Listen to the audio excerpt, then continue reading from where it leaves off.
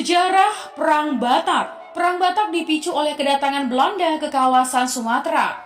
Kedatangan ini didasari oleh Perjanjian Belanda-Inggris. Ya, dalam perjanjian tersebut dinyatakan bahwa Inggris memberikan seluruh wilayah kekuasaannya di Sumatera kepada Belanda. Hal ini adalah awal mula Belanda melakukan monopoli di Sumatera.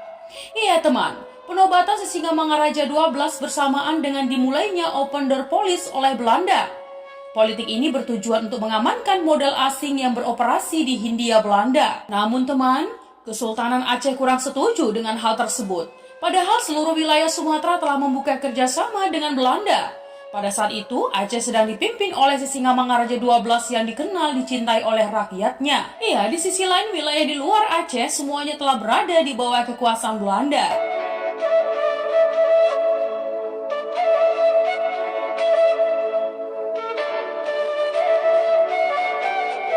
Iya teman, awal konflik Batak dan Belanda dipicu oleh perkembangan agama Kristen yang dibawa oleh Belanda. Pada awalnya, Raja Sisingamangaraja 12 tidak keberatan dengan agama Kristen yang dibawa oleh Belanda. Namun pandangan tersebut berubah.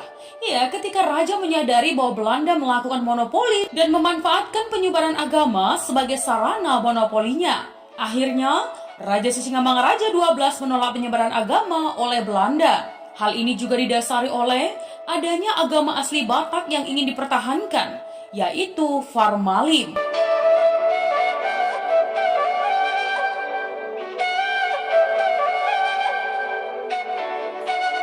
Masyarakat Batak mulai resah, ya karena para misionaris agama Kristen memiliki kedekatan dengan pemerintah Belanda. Untuk itu, Raja Sisingamangaraja 12 mulai melakukan pengusiran terhadap para misionaris tersebut. Ya, para misionaris tidak terima dengan pengusiran tersebut, teman.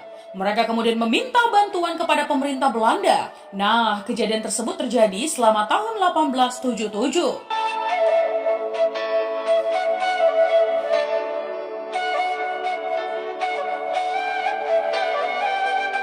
Pertikaian tidak berhenti begitu saja. Para misionaris semakin menunjukkan ketidakpuasan mereka atas kerajaan Batak yang menggagalkan rencana mereka untuk menyebarkan agama. Tanggal 6 Februari 1878, pasukan Belanda sampai ke Pea Raja, kediaman Iqwer Ludwig Nommensen untuk melindungi para misionaris.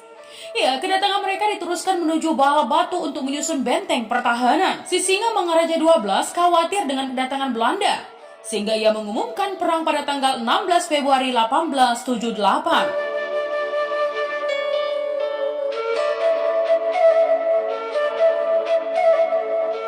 Mari kita lihat, tahun 1878, perlawanan dan pernyataan perang dari Sisingamangaraja 12 telah dinantikan oleh Belanda. Hal ini bisa dijadikan alasan Belanda bahwa kerajaan Batak yang memulai perang terlebih dahulu. Untuk menghadapi serangan dari kerajaan Batak, Belanda mendatangkan Residen Boyle pada tanggal 14 Maret 1878 bersama dengan pasukan yang dipimpin oleh Kolonel Egles. Pada tanggal 1 Mei 1878, Bakara, pusat pemerintahan Sisingamangaraja 12 diserang oleh pasukan Belanda. Sayangnya Bakara berhasil ditaklukkan pada 3 Mei 1878.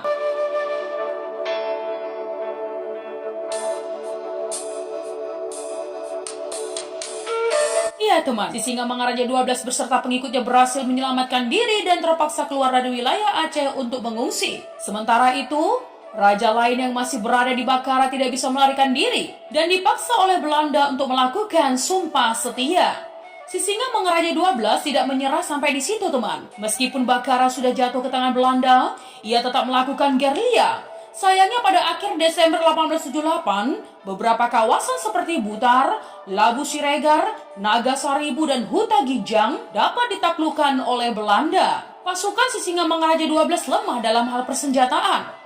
Untuk itu, ia menjalin kerjasama dengan para tokoh pemimpin di Aceh dalam membuat taktik perang. Taktik yang digunakan adalah sembunyi-sembunyi, mirip dengan taktik gerilya.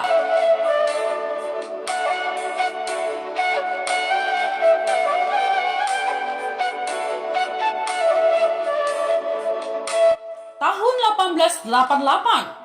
Ya teman, pada tahun 1888, para pejuang Batak melakukan penyerangan ke Kota Tua dengan bantuan tentara Aceh. Perlawanan ini lagi-lagi bisa diatasi oleh pasukan Belanda yang dipimpin oleh J.A. Visser. Namun, saat itu Belanda juga menghadapi serangan yang terjadi di Aceh.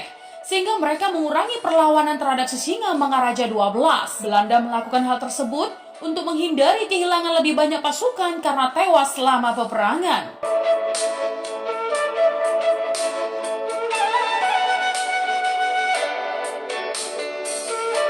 Tahun 1889, pasukan Sisingamangaraja 12 terus melancarkan perlawanannya di Lobutalu. Pada tanggal 8 Agustus 1889, pasukan tersebut kembali menyerang Belanda. Dalam perlawanan tersebut, seorang prajurit Belanda tewas hingga mereka harus mundur dari Lobutalu. Namun akhirnya Lobutalu bisa ditaklukkan kembali oleh Belanda setelah mereka mendapatkan bantuan dari perang. Pada tanggal 4 September 1889, Huta Paung juga mengalami kekalahan, teman. Pasukan Batak terpaksa ditarik mundur ke Pasingguran. Dalam upaya penarikan tersebut, teman, tiba-tiba pasukan Belanda melakukan penyerangan. Pertempuran sengit tidak bisa dihindari. Pasukan Batak dan Belanda saling menyerang tanpa ada yang mau mengalah. Belanda khawatir dengan perlawanan Sisingamangaraja 12 yang terus berlanjut sehingga mereka mencoba mengambil hatinya. Sisingamangaraja 12 dengan tegas menolak tawaran Belanda. Belanda tersinggung, teman, dengan jawaban Sisingamangaraja 12. Kemudian ia memanggil regu pencari jejak dari Afrika untuk mencarinya.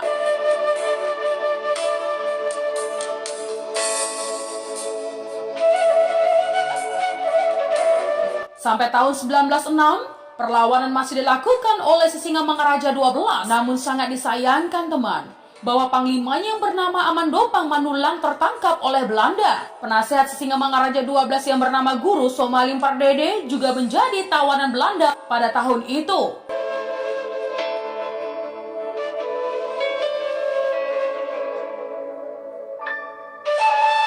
Tahun 1907, pasukan Belanda yang dipimpin oleh Kolonel Macan atau Brigade Setan mengepung Sisingamangaraja 12. Namun semangat sang raja belum padam dan tetap bertahan menghadapi serangan tersebut. Akhirnya, teman, istri dan putra-putri Sisingamangaraja 12 berhasil ditawan oleh Belanda. Kemudian disusul dengan ditangkapnya Raja Buntal, Pangkilim, Boru Situmorang, Ibunda Sisingamangaraja 12, Sunting Mariam, serta kerabatnya yang lain. Tewasnya Sisingamangaraja 12 dan tokoh-tokoh terlibat dalam Perang Batak. Sisingamangaraja 12 dianggap selalu mengobarkan perlawanan di seluruh Sumatera Utara. Kemudian untuk menanggulanginya, Belanda berjanji akan menobatkan Sisingamangaraja 12 menjadi Sultan Batak. Sisingamangaraja 12 tegas menolak iming-iming tersebut. Baginya, lebih baik mati daripada mengkhianati bangsa sendiri. Belanda semakin geram, teman, sehingga mendatangkan regu pencari jejak dari Afrika, untuk mencari persembunyian Sisingamangaraja 12.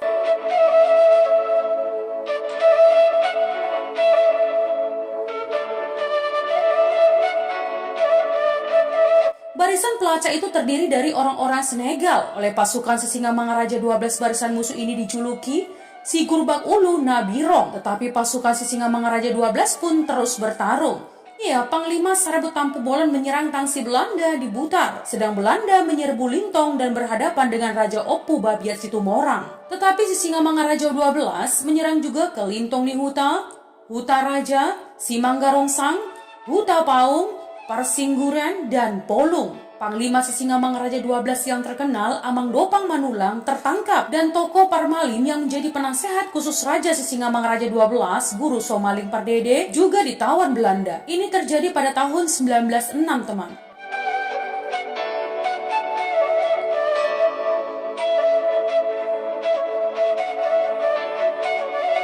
Tahun 1907, pasukan Belanda yang dinamakan Kolonel Macan atau Brigade Setan mengepung Sisingamangaraja 12. Tetapi Sisingamangaraja 12 tidak bersedia menyerah. Ia bertempur sampai titik darah penghabisan. Boru Sagala, istri Sisingamangaraja 12, ditangkap pasukan Belanda. Ikut tertangkap putra-putri Sisingamangaraja 12 yang masih kecil-kecil. Raja Buntal dan Pangkilim, menyusul Boru Situmorang, ibunda Sisingamangaraja 12, juga ditangkap. Kemudian Sunting Mariam, putri Sisingamangaraja 12, dan lain-lain.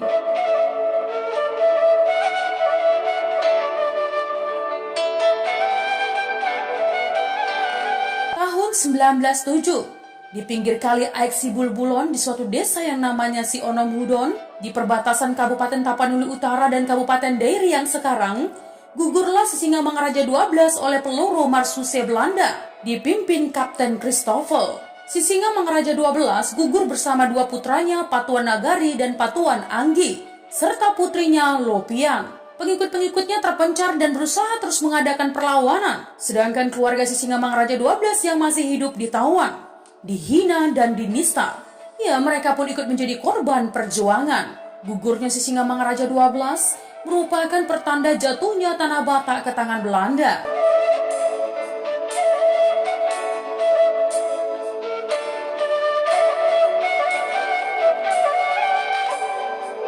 Akhir perlawanan. Dengan meluasnya wilayah Batak yang jatuh ke tangan Belanda, daerah gerak Sisingamangaraja 12 semakin sempit, teman.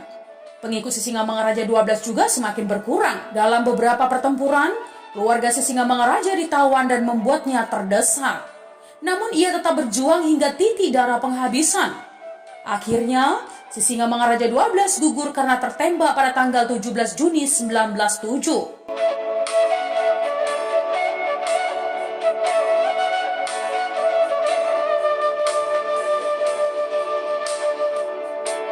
Perang Batak menyisakan banyak kesedihan, kehancuran, korban jiwa, serta penderitaan bagi masyarakat Batak. Keluarga mereka banyak yang terbunuh dan pemukiman hancur karena dibakar.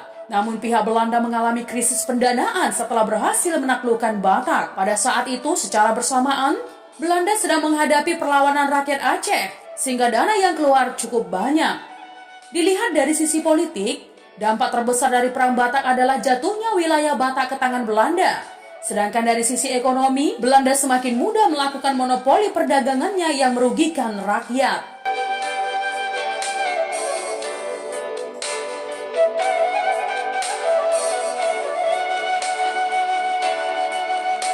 Tokoh-tokoh yang terlibat dalam Perang Batak.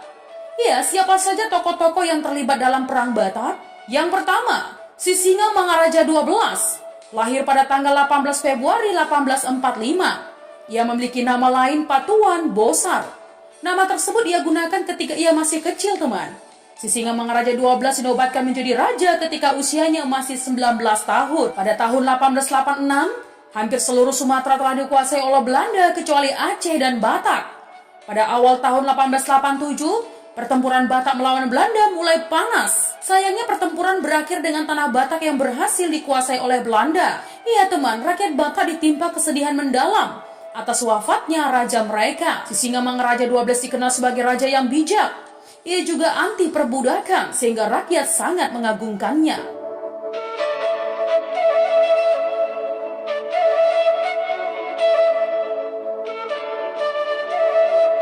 Yang kedua, Van Dellen. Godfried Conrad Ernst Van Dellen lahir di Makassar pada 23 Maret 1863. Pada tahun 1888, ia ditugaskan ke Aceh yang sudah mengalami peperangan hingga bertahun-tahun, teman. Tahun 1904, Van Dellen diperintahkan untuk mendamaikan perlawanan di Tanah Gayo dan Alas. Penugasan ini terdiri dari beberapa hal penting. Yang pertama, di Gajo Loyos, perlawanan harus dipatahkan. 12 penghulu didatangkan bersama-sama. Pilihan acak kepala daerah harus diakhiri, dan mantan pejabat harus dijamin kedudukannya. Di Tanah Alas, perlawanan juga harus dipatahkan. Akhirnya, kedatangannya di Tanah Batak dan Pakpak hanyalah untuk mencari musuh, teman.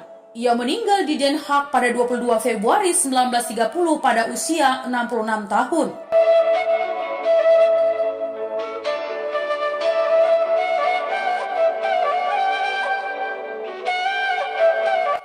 Yang ketiga, Kapten Hans Christoffel. Nama lengkap Kapten kelahiran tahun 1621 ini adalah Hans Jakob Christoffel von Grimmelshausen. Pada usia 10 tahun, ia diculik oleh pasukan tentara Hessian. Kemudian ia mengalami petualangan kehidupan militer selama 30 tahun berperang. Ia meninggal pada masa peperangan tanggal 17 Agustus 1676.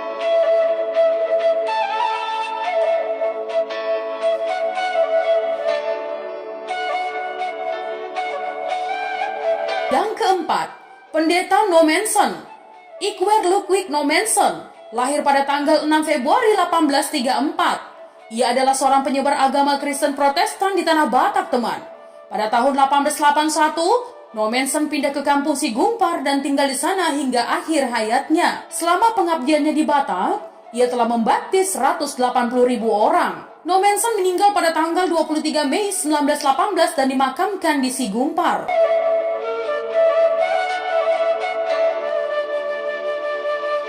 Sejarah lahirnya kekristenan di suku Batak. Suku Batak adalah salah satu suku di Indonesia yang mempertahankan kebudayaannya. Mereka memegang teguh tradisi dan adat. Pada masa lampau, orang Batak tidak suka terhadap orang luar atau Barat Sibotar Mata karena mereka dianggap sebagai penjajah.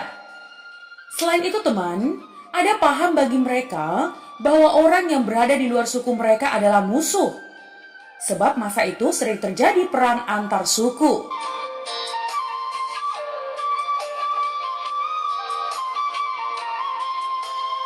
Sebelum Injil masuk, suku Batak memiliki kepercayaan formalin. Kehidupan agamanya bercampur teman, antara penganut kepercayaan animisme, dinamisme, dan magi. Ada banyak nama dewa atau begu atau setan yang disembah, seperti Begu Jau atau dewa yang tidak dikenal orang, Begu Atuk atau dewa yang memukul kepala seseorang sebelum ia mati, Begu Seherut atau dewa yang membuat orang kurus tinggal kulit, dan lainnya.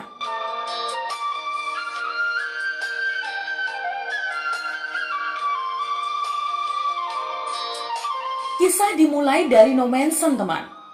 Pada tahun 1846, saat berusia 12 tahun, Nommensen mengalami kecelakaan. Sewaktu dia bermain kejar-kejaran dengan teman sebayanya, ia ditabrak kereta kuda yang menggilas kakinya sampai patah. Nah, keadaan yang demikian memaksanya berbaring di tempat tidur berbulan-bulan lamanya, teman. Waktu itu dalam doanya, Nommensen menginginkan kesembuhan dan berjanji, jika dia disembuhkan, maka ia akan menjadi pemberita Injil. Setelah kakinya sembuh, Nommensen kembali menjadi buruh tani untuk membantu keuangan keluarganya, karena ayahnya telah meninggal. Nah teman, pada usia 20 tahun, Nommensen berangkat ke Barmen, untuk melamar menjadi penginjil. Selama 4 tahun, dia berlatih di seminari. Dan sesudah lulus, ia akhirnya ditabiskan menjadi pendeta pada tahun 1861. Dia ditugaskan oleh RMG ke Sumatera dan tiba pada tanggal 14 Mei 1862 di Padang. Dia memulai misinya di Barus. Dengan kerinduan, ia mendapat izin untuk menetap di wilayah Toba. Namun pemerintah kolonial tidak mengizinkan dengan alasan keamanan.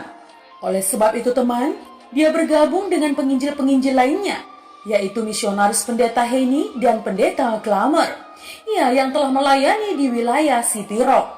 Setelah berdiskusi dengan kedua misionaris itu, maka disepakatilah pembagian wilayah pelayanan, dan Nommensen akan melakukan pelayanan di Silindung.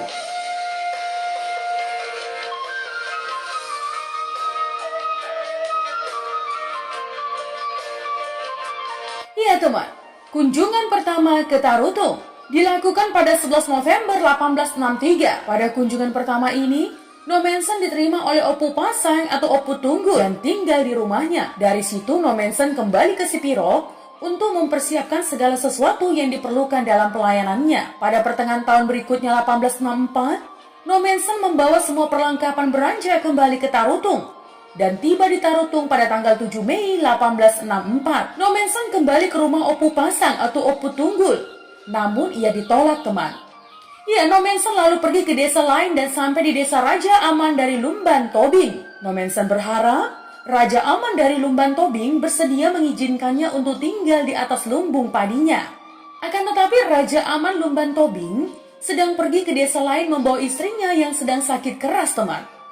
Melalui seorang utusan, Nommensen menyampaikan niatnya ini kepada Raja Aman Lumban Tobing. Akan tetapi, Raja Aman Lumban Tobing menolaknya. Kemudian Nommensen menyuruh kembali utusannya untuk menemui Raja Aman Lumban Tobing dengan pesan bahwa sekembalinya Raja Aman ke desanya, penyakit istrinya akan hilang. Raja Aman pun berkata, apabila perkataan Nommensen itu benar, maka dia akan mengizinkan Nommensen tinggal di rumahnya. Ya teman, benar saja. Penyakit istri Raja Aman sembuh total. Raja Aman Lumban Tobing akhirnya mengizinkan Nommensen tinggal di rumahnya. Namun teman, Raja Pontas Lumban Tobing tidak mau menerima Nommensen. Dia berusaha memengaruhi raja-raja Silindung supaya menolak Nommensen. Sebaliknya, Raja Aman dari Lumban Tobing juga berusaha memengaruhi raja-raja di Silindung, ya, untuk menerima Nomensen, sehingga masyarakat di sekitar Silindung terbagi dua dalam hal penerimaan terhadap Nomensen. Walaupun masyarakat Silindung terbagi dua atau ada yang menerima dan ada pula yang menolak Nomensen, namun Nomensen tidak kekurangan apapun di Tarutung, dan ia pun memulai pelayanannya dalam pengabaran Injil.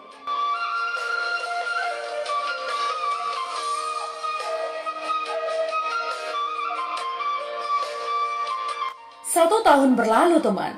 Tepatnya pada tanggal 27 Agustus 1865, Nomensen dapat melaksanakan pembaptisan pertama kepada satu orang Batak. Bahkan di kesempatan lain, Raja Pontas Lumban Tobing yang dulunya menolak Nomensen menginginkan supaya dia dan keluarganya dibaptis oleh Nomensen. Ya, teman, pada saat itu juga, Raja Pontas menginginkan supaya Nomensen pindah dari Hutadame ke Pearaja. Setelah Raja Pontas dan keluarganya masuk Kristen, masyarakat Silindung makin banyak masuk Kristen. Sejalan dengan pertumbuhan gereja di Silindung, Nomensen membuka sekolah guru di Pansurnapitu. Lulusan sekolah ini menjadi guru Injil dan guru sekolah. Di kemudian hari, sekolah ini dipindahkan ke Sipaholon. Kemudian Nomensen membuka pos penginjilan baru di Sigumpar, teman. Dari sanalah dia menyebarkan Injil bersama para pembantunya ke semua Toba, Holbung, dan Samosir. Ya, saat diberi izin oleh pemerintah kolonial, maka RMG menunjuk Nomensen untuk membuka pos Zending baru di Silindung. Kehadiran Zending ditantang oleh sebagian raja dan juga oleh sebagian leluhur masyarakat yang mereka takut akan terkena bencana jika menyambut seorang asing yang tidak memelihara hukum budaya. Selain itu, teman, sikap menolak para raja disebabkan oleh kekhawatiran bahwa dengan kedatangan orang-orang kulit putih ini menjadi perintis jalan bagi pemerintah Belanda yang berkuasa pada waktu itu.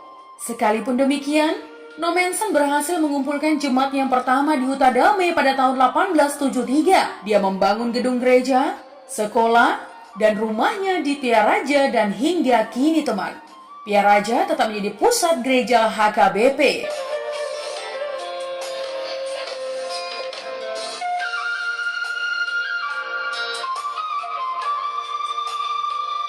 Ya, teman, karena kehadiran para misionaris tidak disetujui oleh sebagian raja, terutama oleh mereka yang berpihak kepada Sisingamangaraja 12, maka pada bulan Januari 1878, Sisingamangaraja sebagai raja yang menurut pengakuannya sendiri memiliki kedaulatan atas Silindung. Mereka memberi ultimatum kepada para Zendeling RMG untuk mereka segera meninggalkan Silindung. Pada akhir Januari, Nomensen meminta kepada pemerintah kolonial Belanda untuk mengirimkan tentara untuk segera menaklukkan tanah Batak yang pada saat itu sedang merdeka. Pada awal tahun 1878, teman, pasukan pertama di bawah pimpinan Kapten Scheltens bersama dengan Kontrolir Hoefeld menuju Pearaja dan disambut oleh Nomensen. Bulan Februari hingga Maret, teman, 380 pasukan tambahan dan 100 narapidana didatangkan dari Sibolga. Februari 1878, ekspedisi militer untuk menumpaskan pasukan Sisingamangaraja pun dimulai. Penginjil Nomensen dan Simonoid mendampingi pasukan Belanda selama ekspedisi militer yang dikenal sebagai Perang Toba I.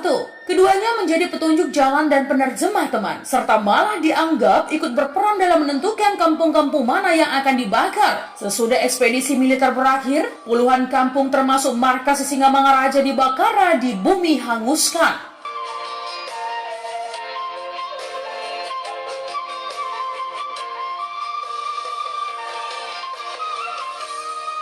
Setelah Silindung dan Toba ditaklukkan dalam Perang Toba I, Batak Mission atau Zending Batak mengalami kemajuan dengan pesat, khususnya di wilayah utara. Nomensen berhasil meyakinkan ratusan raja untuk berhenti mengadakan perlawanan. Tentunya hal ini dapat terjadi setelah Nomensen meyakinkan kembali masyarakat bahwa dia bukan kaki tangan Belanda dan kedatangannya untuk membawa berita baik. Hal ini nampak dalam gerakan keseharian Nomensen bagi orang-orang Batak waktu itu, teman. Contohnya saja, teman, beberapa raja yang mulai bersikap baik padanya adalah Raja Pontas Lumban Tobing, Sipahutar, Oppu Hatobung, di Pansurnapitu, Kalibonar, di Pahae, Oppu Batu Tahan, di Balige, dan lainnya. Pada tahun 1881, Nomensen berpindah lokasi ke kampung Sigumpar, dan dia tinggal di sana sampai akhir hayatnya.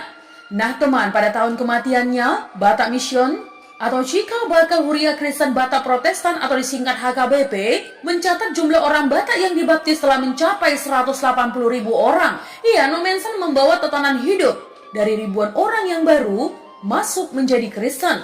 Nommensen mengajarkan bagi mereka satu tatanan yang baru.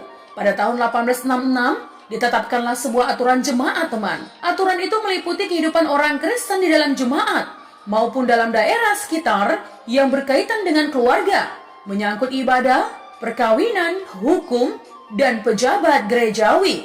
Di samping itu, teman, Nommensen menerjemahkan kitab suci ke dalam bahasa Batak. Dia menerbitkan cerita-cerita Batak dan juga cerita-cerita perjanjian lama. Dia juga berusaha memperbaiki pertanian, peternakan, meminjamkan modal, dan menebus hamba-hamba dari tuannya. Kelakuan baik Nommensen dikenang oleh semua orang Batak.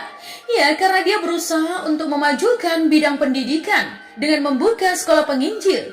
Ya, untuk memberitakan Injil bagi Batak pribumi. Demikian juga, teman, ia memenuhi semua kebutuhan guru dan membuka sekolah untuk pendidikan guru.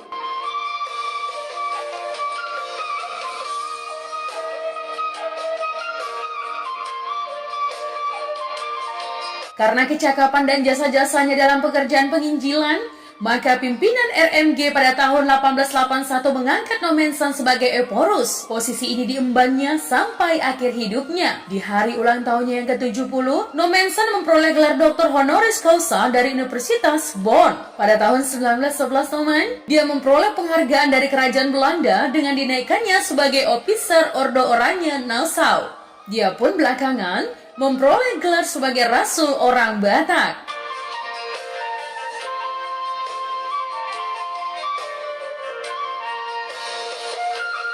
Iya, kematiannya, teman.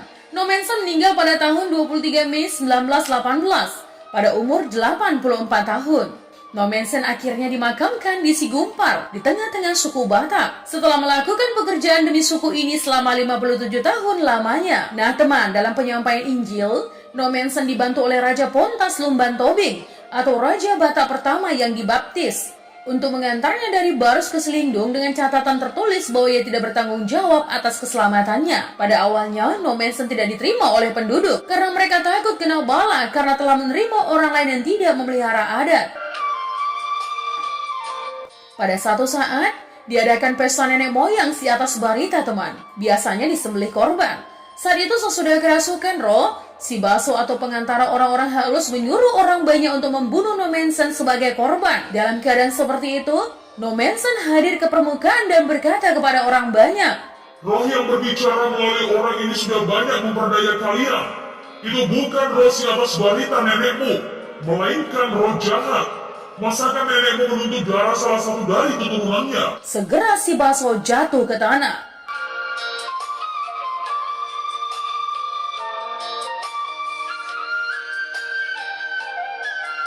Ya, Ludwig Ingvar Nommensen menghadapi keadaan yang menekan. Nommensen tetap ramah dan lemah lembut hingga lama-kelamaan membuat orang merasa enggan dan malu berbuat tidak baik padanya. Pada satu malam ketika para raja berada di rumahnya hingga larut malam dan tertidur lelap, Nommensen mengambil selimut dan menutup badan mereka. Hingga pagi hari mereka terbangun dan merasa malu melihat perbuatan baik Nommensen. Sikap penolakan Raja Batak ini disebabkan kekhawatiran bahwa Nommensen adalah perintis dari pihak Belanda. Suku Batak yang masuk Kristen mendapat tekanan dan diusir dari kampung halamannya. Ya, karena tidak mau memberi sumbangan untuk upacara-upacara suku. Keadaan seperti ini memaksa mereka berkumpul pada suatu kampung tersendiri, yaitu Huta Damai atau Kampung Damai. Setelah 7 tahun Nommensen melakukan penginjilan, teman, orang Batak yang masuk Kristen berjumlah 1.250 jiwa. 10 tahun kemudian, pada tahun 1881, jumlahnya naik 5 kali lipat, hingga jumlah orang Batak yang masuk Kristen adalah sekitar 6.250 orang. Pada tahun 1918, sudah tercatat 185.731 orang Kristen di wilayah RMG Sumatera Utara. Pada tahun 1881, Nommensen diangkat menjadi Eporus oleh RMG. Jabatan tersebut dipegangnya hingga ia meninggal dunia pada 23 Mei 1918. Nah, teman, suku Batak memberi gelar kepada Nommensen dengan sebutan Oputa, atau nenek kita. Nah, teman, gelar ini mensejajarkan Nommensen dengan Sisingamangaraja 12 atau tokoh sakti lainnya.